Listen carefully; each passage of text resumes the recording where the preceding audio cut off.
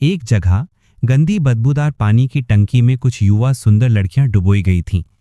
अचानक एक चूहा अंदर घुस आया, जिससे वे डरकर चिल्लाने लगीं। तभी कुछ गार्ड शैतानी मुस्कान के साथ सामने आए और सबसे सुंदर लड़की को बाहर खींच लिया। उसे एक मेज पर फेंक कर अमानवीय यातना और अपमान दिया गया। दरअसल ये जगह उत्तरी म्यांमार का एक धोखाधड़ी वाला कैंप था। ये अपराधी कभी अच्छी सैलरी का लालच देकर भोली भाली लड़कियों को फंसाकर लाते थे, कभी सड़क पर सो रहे भिखारियों को उठा लेते थे और कभी कभी नए आए पर्यटकों को भी पकड़ लेते थे। बंधक और शोषण।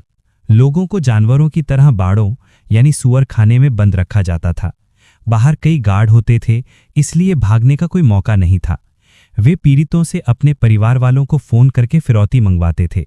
अगर पैसा नहीं होता तो उन्हें अपने दोस्तों और सहेलियों को यहां फंसाकर लाने के लिए मजबूर किया जाता था।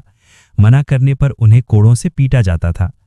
कुछ को तो टाइगर बेंच यानी लोहे की कुर्सी पर बिठाकर हाई वोल्टेज बिजली के झटके दिए जाते थे। लड़कियों का अपमान। तैयार होने के बाद लड़कियों को हॉल में लाया जाता था।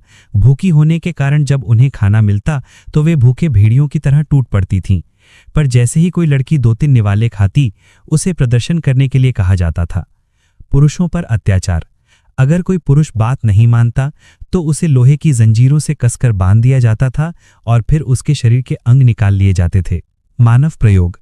जिनका कोई इस्तेमाल नहीं होता था, उन्हें मानव परीक्षण यानी ह्यूमन एक्सपेरिमेंट के लिए बांध दिया जाता था। यहाँ इंसानों की कीमत जानवरों से भी कम थी।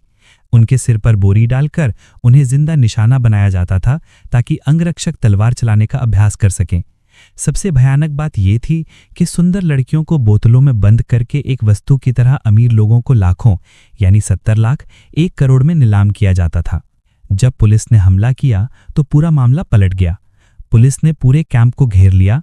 कुछ कुर्बानियों के बाद आखिर में उनके सरगना को गिरफ्तार कर लिया गया और इस धोखाधड़ी के अड्डे को सफलतापूर्वक खत्म कर लिया गया।